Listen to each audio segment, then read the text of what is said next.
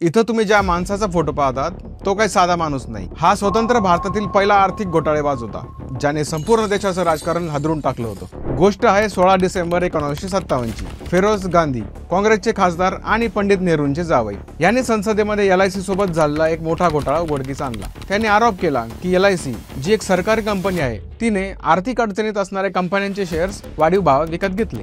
हे ऐकून संपूर्ण राजकीय वर्तुळात खळबळ माजली, कारण इथे एक काँग्रेसचा खासदार आपल्या स्वतःच्या सरकारविरुद्ध उभा राहिला होता। इतकंच नाही, या घोटाळ्यामध्ये वित्त मंत्री आणि वित्त सचिव यांचाही समावेश होता।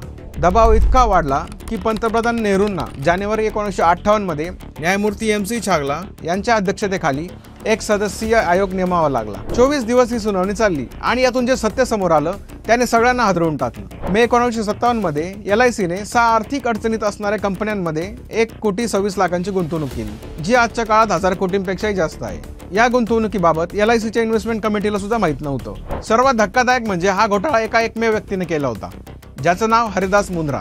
मुंद्रा हा एक शेअर बाजारातील सट्टेबाज होता जो राजकीय ओळखी वापरून घोटाळे करत असे। त्यांनी वित्त मंत्री TT कृष्णमाचारी यांच्या मार्फत LIC वर दबाव टाकला आणि हे काम वित्त सचिव HM पटेल यांच्या संगमताने झाले।